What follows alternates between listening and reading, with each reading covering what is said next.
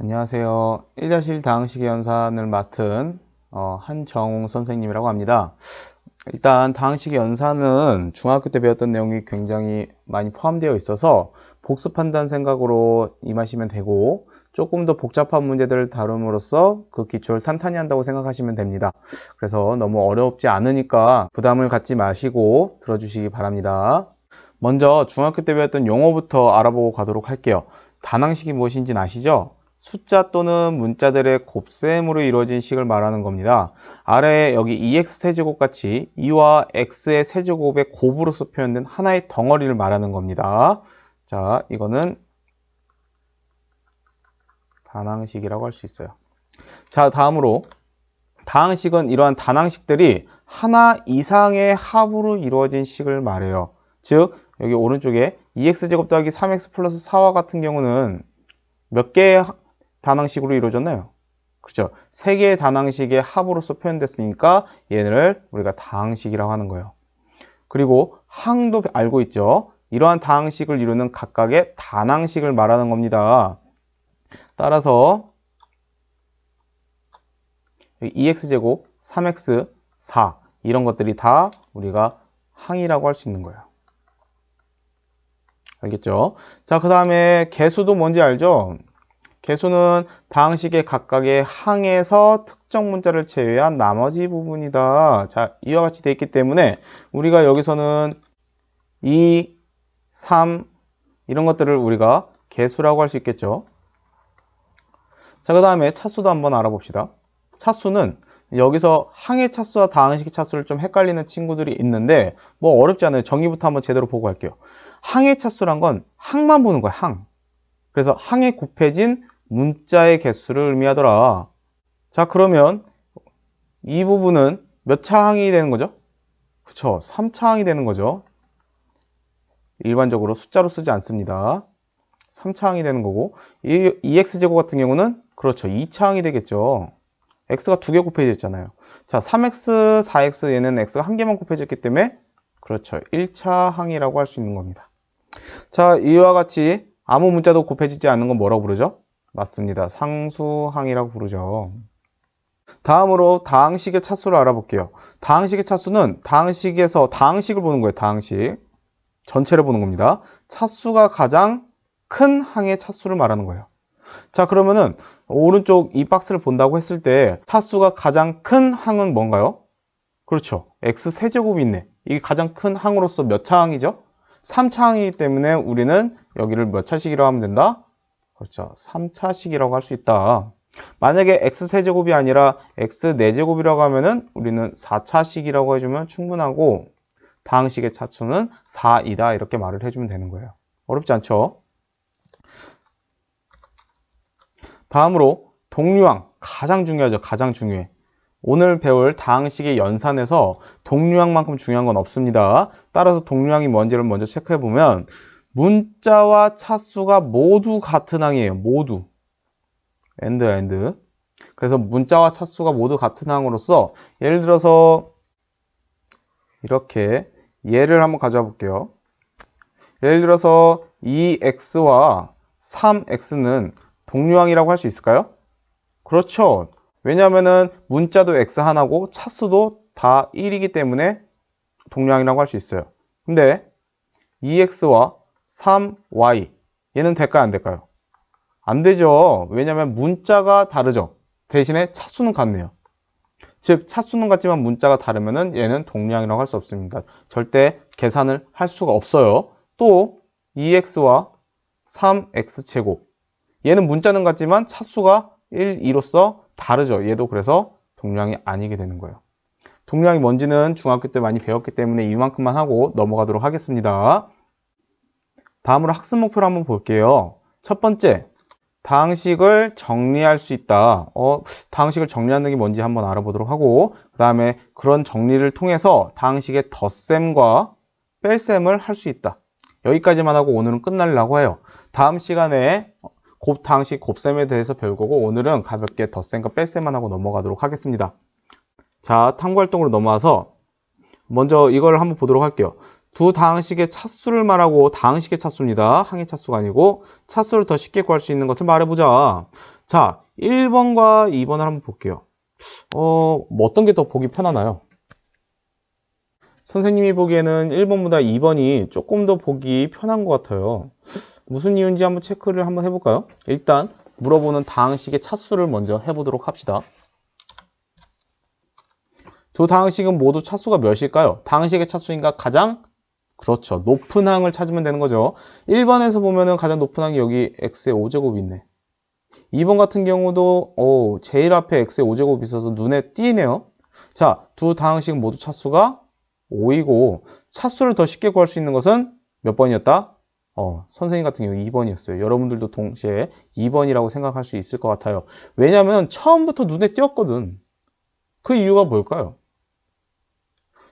차수가 높은 것부터 나열을 하든 낮은 것부터 나열을 하든 일정한 크기 순서대로 나열하다 보니까 한쪽만 먼저 보면은 가장 높은 차수를 한눈에 쉽게 파악할 수 있다는 얘기예요. 그래서 여기도 써 있겠지만 순서대로 써 있으니까 찾기 쉽다는 얘기입니다. 따라서 다항식은 어떻게 정리하는 것이 편리할까? 그렇죠. 차수가 점점 내려가게 2번처럼 또는 올라가게 해주면 되겠죠. 아까 말했듯이 크게 순서대로 나열하는 것이 훨씬 더 눈에 띈다는 얘기입니다. 자, 그럼 차수가 점점 내려가게, 차수가 점점 올라가게 매번 이렇게 말하는 거는 조금 그렇죠. 그래서 우리가 여기서 용어를 도입하려고 해요. 용어를 도입하는 걸 한번 알아보도록 합시다. 한 문자에 대해 차수가 높은 항에서 차수가 낮은 항 순서로 정리하는 것을 우리가 뭐라고 할 것이냐? 얘를 내려간다 해서 내림 차순이라고 할 거예요. 자, 밑에서는 낮은 항에서 높은 항 순서로 정리하는 거라니까 점점 올라가기 때문에 뭘 것 같아요? 그렇죠. 오름 차순이라고 예상이 되죠. 이런 식으로 우리가 용어를 정의해 주려고 합니다. 자, 다음으로 한번 예제를 볼게요.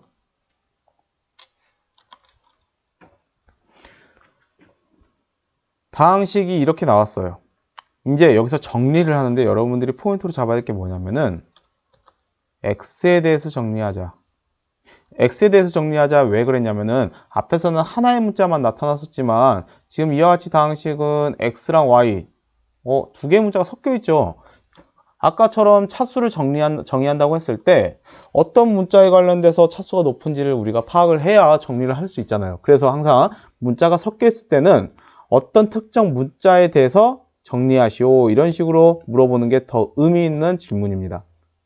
자, x에 대해 정리해 주는데 자, 첫 번째, 차수가 높은 항부터 낮은 항의 순서를 정리한다. 그렇죠. 내림 차순이었어요.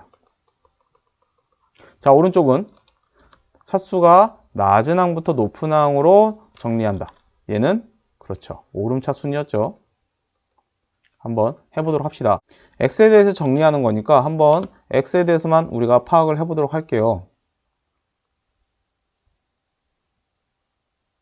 x와 관련된 식은 여기 x가 여기 있고 여기도 x가 있고 여기 x제곱이 있네요. 지금 이와 같이 보면은 우리가 x가 가장 높은 항은 x제곱 y겠죠. x제곱 y겠죠. 그런데 x제곱 y라고 쓰는 것보다 우리가 3x라고 쓰고 x3이라고 쓰지 않듯이 우리가 x제곱이라고 하면 얘 y는 상수항이에요. 상수 취급을 해주는 거예요. 그러니까 우리는 x제곱 y라고 표현하는 것보다 y x제곱이라고 써주는 게 훨씬 더 모양이 좋습니다. 근데 x제곱 y라고 해도 틀리진 않아요. 자, 다음으로 x가 다음으로 보이는 데는 여기가 있네. 자, 그러면은 우리는 얘네는 동류항이기 때문에 x로 이렇게 묶어서 생각할 수 있겠죠. x로 묶으면은 4xy제곱 같은 경우는 여기 4y제곱이 남고 그 다음에는 마이너스 3이 남네요. 그 다음에 뒤에는 그대로 그냥 나열만 해주면 충분한 겁니다. 어렵지 않죠? 다음으로 오름차순을 이제 해보라고 했으니까 우리는 이 부분에 대해서 이 부분을 거꾸로 해주면은 이렇게 오름차순 정리가 되지 않을까요? 그쵸? 가장 낮은 차수인 y 그 다음에 x항으로 묶어주는데 4y제곱 마이너스 3이었겠죠? 그 다음에 마지막으로 yx제곱 이런 식으로 해주면 우리는 올라가고 내려가는 거죠. 어렵지 않죠? 자, 다음으로 한번 이와 같이 복잡한 형태에 대한 예를 한번 풀어보도록 합시다. x에 대한 내림차순으로 정리하라고 했어요. 자, x에 대한 내림차순이니까 우리는 x만 먼저 볼게요. x, 여기까지만 x로 나와 있네요. 오케이. 자, 그럼 x에 대한 내림차순이니까 가장 높은 항은 어디 있을까요? 그렇죠. 여기 있죠. 자, 그러면은 우리는 2x 세제곱부터 먼저 써주고 그 다음에 x제곱항 있나요? 없나요? 없죠. 다음으로 x항은 있고 동류항으로 묶어줄 수 있는데 x항은 이와 같이 표현됐으니까 차례대로 써주면 돼요. y 세제곱 플러스 4y 마이너스 3 이런 식으로. 자, 그럼 이제 여기는 이제 우리가 상수항이 되는 거잖아. 나머지만 써주면 되는 겁니다. 자, 근데 우리는 여기서 조금 더 이쁘게 써주려면은 여기 남아있는 얘네들을 이렇게 써줄 건데 그대로 써주면 이쁘진 않죠? 상수항도 나름대로 y 관련된 것만 남았기 때문에 내림차순을 정리해주는 게 훨씬 더 보기 좋습니다. 따라서 3y제곱부터 써주고 2y를 써주고 마이너스 5까지 써준다면 우리는 x에 대한 내림차순으로 정리를 한 거예요. 자, 이제 y에 대한 오름차순을 한번 해보도록 할게요. 자, 위에 좀 복잡하니까 다시 지우도록 하겠습니다. y 관련된 것만 한번 보도록 할게요. xy 세제곱이 있고 4xy가 있고 2y가 있고 3y제곱이 있네요. 오케이. 자, 그러면은 가장 낮은 차수부터 써주려고 하는데 헷갈리니까 오른쪽에서 왼쪽으로 써주는 게 훨씬 편해요. y 관련해서 가장 높은 항은 그렇죠. 여기 있네. xy 세제곱. xy 세제곱을 써주고 그 다음에 이제 y제곱이 있나요? 그러네. 여기 y제곱이 있네요. 그러면은 y제곱은 하나밖에 없으니까 여기 3y제곱이라 써주고 그 다음에 y 관련된 항은 좀 여러 개 있네요. 자, 그럼 y로 묶어내면 되겠네. 자, y로 묶어주면은 4x 여기 그 다음에 여기도 있으니까 플러스 2라고 써주면 되겠네요. 자, 이제 나머지 부분에 대해서 우리가 체크해주면 충분한 건데 여기 2x 세제곱 마이너스 3x 마이너스 5를 우리가 여기다가 상수항 역할로 써주면 되는 거야. 자, 그렇게 써주면은 2x 세제곱 마이너스 3x 마이너스 5가 돼가지고 이와 같이 y에 대한 오름차순으로 정리할 수 있다는 얘기입니다. 자, 이제 학습문법 두 번째인 다항식의 덧셈과 뺄셈을 이제 할 수 있게 돼요. 자, 다항식의 덧셈과 뺄셈도 중학교 때 분명히 배웠어요. 중학교 때. 그러니까 이것도 가볍게 한번 넘어가도록 합시다. 일단 괄호를 먼저 풀어서 전개를 하겠죠. 그 다음에 아까 말했던 가장 중요한 동류항끼리 묶어서 정리하겠죠. 그 다음에 뺄셈 같은 경우는 여러분들이 항해부호를 바꾸어 덧셈으로 계산한다. 이때 무슨 법칙이 사용됐을까요? 그렇죠. 분배 법칙이 분명히 사용될 거예요.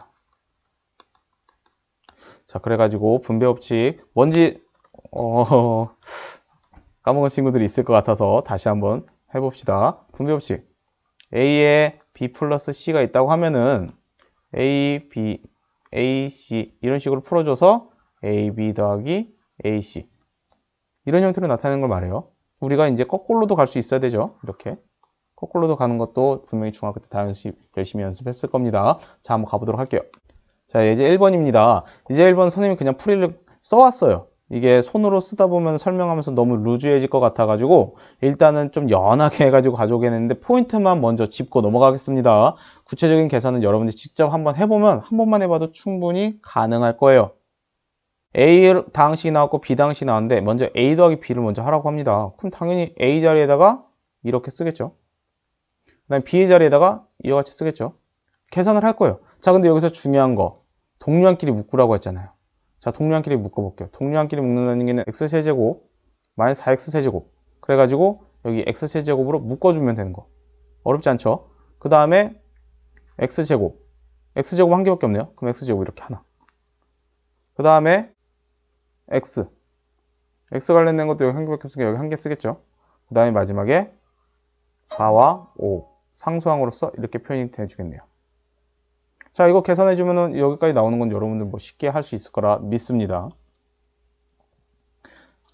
다음으로 A-B도 한번 알아보도록 할게요. A 자리에다가 위에 다항식 쓰고 B 자리에다가 다항식 쓰고 여기서 제일 중요한 게 뭐였어요? 그렇죠. 이 마이너스를 묶였으니까 이렇게 괄호로서 다항식 덩어리를 우리가 표현을 해줘야 되는 거예요. 자, 이때 우리가 무슨 법칙 사용한다고 했죠? 그렇죠. 이쪽으로 넘어갈 때 마이너스를 분배 법칙을 이용해서 분배시켜주면 되는 거. 이렇게 마이너스 4x에서 플러스 4x 되고, 이렇게 마이너스 만나니까 플러스 3x 되고, 또 이렇게 해주니까 이번엔 마이너스 5가 돼주고, 그 다음에 이제 우리가 하던 식으로 동량을 계산해주면 됩니다. 자, 동량 x세제곱, 여기 x세제곱 있네요. 그래서 여기 x세제곱으로 묶어주면 되는 거고, 그 다음에 x제곱 하나밖에 없죠? 그럼 여기 x제곱, 그 다음에 x항 여기 하나 더 있네요. 여기 x항. 그 다음에 마지막으로 상수항. 상수항에서 이렇게 상수항. 이것만 이제 계산해 준다면 이와 같이 나오는 건 여러분들이 다 할 수 있을 거라 믿습니다. 다음으로 다항식의 덧셈에 대한 성질을 한번 알아보도록 할게요. 다항식의 덧셈의 성질, 관영이 전화 왔는데, 자, 다시. 다항식 덧셈에 대한 성질. 우리가 일반적으로 알고 있는 수체계와 동일합니다. 교환법칙이 성립하고 결합법칙이 성립한다. 이게 뭔 소리냐? 한번 예를 들어서 간단하게 하고 또 넘어갈게요. 일단 x 플러스 3x랑 3x랑 x를 더한 거는 둘 다 동량으로서 4x 계산. 동량으로서 4x 계산이 가능하잖아요. 결국 이 두 개가 같아진다는 얘기예요. 자, 그러면은 이렇게 어떤 다항식 두 개를 교환해가지고 더해줘도 이 식은 항상 성립하더라. 이게 교환법칙입니다. 자, 그 다음에 결합법칙은 뭐 x 더하기 2x 더하기 3x에서 먼저 x 더하기 2x를 한 거랑 x 더하기 2x 더하기 3x에서 2x 더하기 3x를 먼저 한 거랑 한번 생각해 볼게요. 얘는 3x 더하기 3x가 되는 거죠. 얘는 x 더하기 5x가 되는 거죠. 둘 다 몇 x가 되는 거죠? 그렇지, 6x가 되죠. 따라서 이 결합법칙에서 괄호를 어디에 두든지 간에 항상 성립하는 이 성질도 다항식에서 그대로 가져간다는 얘기입니다. 따라서 다항식의 덧셈에 대한 성질, 교환법칙과 결합법칙 성립한다. 이 정도까지 알고 넘어가시면 돼요. 자, 다음으로 관련된 예제 2번을 한번 풀어보도록 하겠습니다. 굉장히 복잡해 보이는데, A를 먼저 이렇게 다 대입을 하면은 이렇게 대입하고, 또 대입하고, B를 대입하고, 대입하고. 이렇게 풀면은 계산이 엄청 복잡해지겠죠? 자, 그럼 여기서 조금 더 간단하게 할 수 있는 방법이 뭘까요? 그래요. 이렇게 문자 A, B가 나타난 거를 먼저 정리를 해주고 시작하는 게 훨씬 더 편해집니다. 정리를 먼저 해볼게요. 정리를 해주면은 이것도 동량으로서 우리가 생각을 해준다면 2a와 a가 동량이 되는 거고 4b와 마이너스 3b가 동량이 되는 거예요. 자, 그렇기 때문에 우리가 2a와 a를 더해서 3a, 그 다음에 4b와 마이너스 3b를 해줘가지고 더하기 b. 얘를 계산해주면 된다는 얘기입니다. 바로 계산할게요.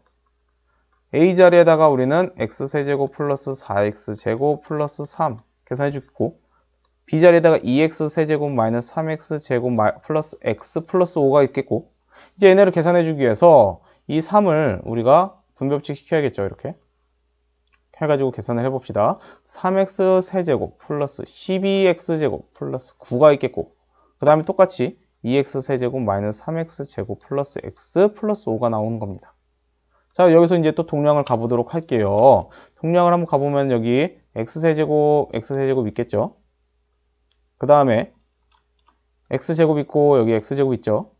그 다음에 여기 x 하나 있겠네요. 마지막으로 상수항이 있겠네요. 자, 그대로 한번 계산해 보도록 합시다. 3x 세제곱과 2x 세제곱을 더해주면 5x 세제곱이 되겠고, 그 다음에 12x 제곱과 마이너스 3x 제곱을 계산해서 9x 제곱이 되겠으며, x는 하나 덩어리밖에 없죠. 그 다음에 상수항끼리 더해주면 9, 5, 14. 이와 같이 우리는 간단하게 다항식을 계산할 수 있게 된 겁니다. 자, 다음으로 a 플러스 x는 b를 만족시키는 다항식 x를 구하시오. 이와 같이 좀 살짝 응용해서 낸 거긴 하지만 이것도 어렵지 않죠? 우리는 x가 궁금한 거잖아. 그럼 이렇게 바로 대입해서 구하는 것보다 x는으로 우리가 바꿔준 다음에 계산하는 게 좋겠네요. 우리는 a를 우변으로 이항할 수 있다는 걸 다 배웠습니다. 자, 따라서 b-a로 우리가 표현할 수 있고 계산을 해보도록 할게요. x란 거는 b 대신에 2x제곱 마이너스 y제곱을 먼저 써주고, 여기 마이너스 중요하다고 했습니다. 마이너스 중요하니까 잘 써주고, 그 다음에 A 덩어리를 그대로 여기다 집어넣은 거야. A 덩어리를 그대로. 그래서 x제곱 플러스 4y제곱으로 우리가 계산해주면 됩니다. 자, 그러면 앞에 거는 괄호를 풀어서 이렇게 표현해주고, 자, 여기서 우리가 중요하다고 했었죠. 마이너스를 이렇게 분배시켜서 다 플러스로 바꿔주는 게 훨씬 좋습니다. 자, 그럼 마이너스 x제곱이 돼주고, 마이너스 4y제곱이 돼주죠. 자, 그 다음으로 아까 전에 했듯이 동량을 먼저 계산해보면 여기 x제곱과 x제곱, 그 다음에 y제곱과 y제곱. 그냥 계산해주면 되겠네요. 자, 그러면은 x제곱이 되고 마이너스 5y제곱이 돼서 답은 이와 같이 표현할 수 있게 됩니다. 자, 지금까지 다항식의 덧셈과 뺄셈에 대해서 배웠는데 중학교 거 내용이라서 조금 낯익기도 하고 괜찮았죠? 좀 쉬웠을 거예요. 이제 여기서 활동지 문제에서 조금 복잡한 문제들을 풀면서 이제 다음 시간 배울 다항식의 곱셈부터 해가지고 조금 더 복잡한 식들을 다룰 텐데 그 기초를 다지기 위한 작업이라고 생각하시면 될 것 같습니다. 일단 활동지를 선생님이 아래 과제에 내놨어요. 이제 활동지를 한번 열어보시면 1단계, 2단계, 3단계로 나눠져 있을 거예요. 여러분들 수준에 맞는 정도까지만 푸시면 됩니다. 여러분들이 푸시면서 난 2단계까지밖에 못 풀었는데 제출 시간은 다 돼가고 이러면 그냥 2단계까지만 푸시면 돼요. 그런데 실제로 시험은 3단계까지 나온다는 점 꼭 명심해 주시면 좋겠습니다. 따라서 지금까지는 뭐 2단계까지 또는 1단계까지밖에 못 푼다 하더라도 개인적으로 꼭 연습을 해가지고 3단계까지 모두 풀 수 있을 정도로 연습하시면 될 것 같아요. 오늘도 너무 고생 많으셨고 다음 시간 준비 잘 하시길 바랍니다. 이상 수업을 마치도록 하겠습니다.